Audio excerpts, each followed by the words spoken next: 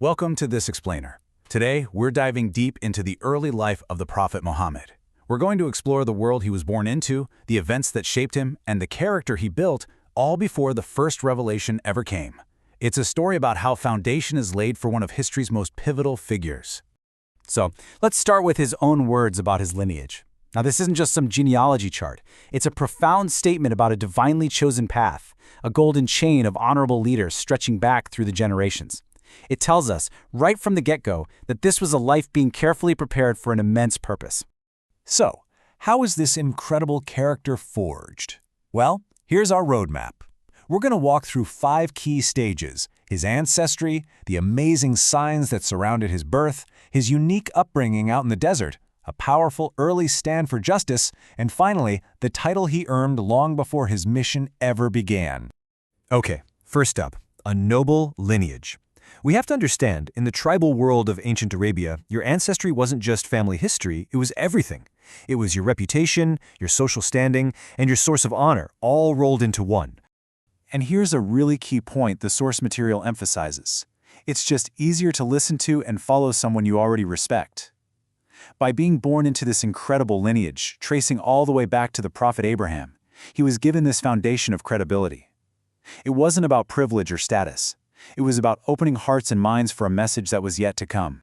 All right, from his lineage, let's turn to the circumstances of his birth. Because this wasn't just a quiet, personal family moment.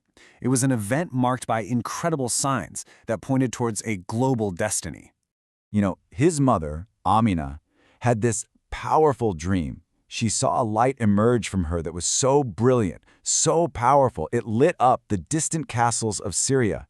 Now, scholars see this as a clear prophecy, a sign that the guidance he would one day carry would radiate out from the darkness of Arabia and illuminate the entire world. And get this, the year he was born became known as the Year of the Elephant.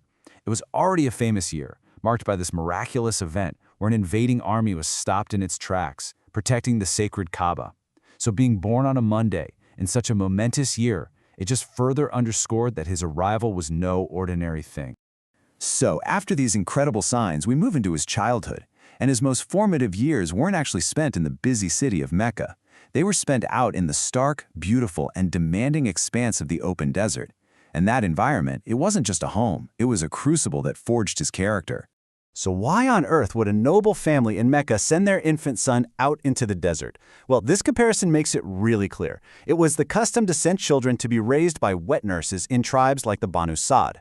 They did it to build physical strength, to foster independence, and maybe most importantly, to learn the purest, most eloquent form of the Arabic language away from the mixed dialects of the city. These are the words of his wet nurse, Halima, and you have to hear her story. Her family was in dire straits, suffering from a terrible drought. Their land was barren, their animals were weak. But she said that from the moment she took the infant Muhammad into her home, blessings just flowed. Her donkey became the strongest, her sheep came back full of milk, prosperity returned.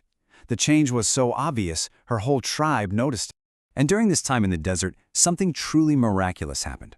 One day, while he was just a young boy playing with other children, 2 figures dressed in white appeared. They gently laid him down, opened his chest, and are said to have removed a small black clot from his heart, washing it in a golden basin. This was an early, profound sign of his spiritual purification, a divine preparation for the immense weight he would one day carry. Even his work as a boy was part of this grand preparation. Like so many prophets before him, he was a shepherd. But this was more than just a job. It was a training ground for leadership. It taught him patience from sunrise to sunset. It taught him humility, bravery against predators, and mercy for the weakest in his flock. Every single quality he would need to guide a community, he first learned while guiding his sheep. Now let's fast forward a bit. We're talking years before any revelation, long before he called a single person to a new faith. He took part in this remarkable social pact that really shines a light on his innate character and his deep, powerful commitment to justice. It was called the Fudool Alliance, or the Alliance of Virtue, and that name tells you everything, doesn't it? This wasn't a pact for money or for power. It was a promise, pure and simple, based on a timeless principle: stand with the oppressed, whoever they are, and stand against the oppressor, no matter how powerful they might be. So how did it all start? Well, it began with an act of injustice. A visiting merchant had his goods basically stolen by a powerful man in Mecca who just refused to pay. With nowhere else to turn, the merchant went to the sacred Kaaba and cried out for help. His public appeal worked. It moved the honorable men of the city to act. They gathered and made a solemn oath. We will be like one hand to make sure any wronged person gets their rights back. And this is the really powerful part. Years later, as a prophet, he looked back on this pre-Islamic pact. He said that being a part of it was more valuable to him than a herd of red camels, which back then was like owning a fleet of luxury cars. He even said that if he were called to a similar alliance in the era of Islam, he would join in a heartbeat. That shows you the principle of justice transcended everything. You see, this profound commitment to justice wasn't some one-off event. It was a cornerstone of the reputation he carefully built, deed by deed, throughout his entire youth. And the lessons from this one alliance are just timeless. Justice is universal. Working together for good is always a noble cause, and every single one of us has a responsibility to stand up to injustice. These weren't just nice ideas for him. They were the principles he actually lived by.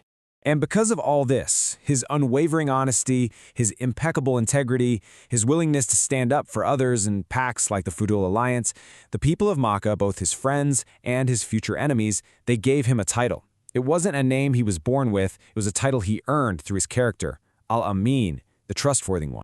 And that really brings us to our final question to think about.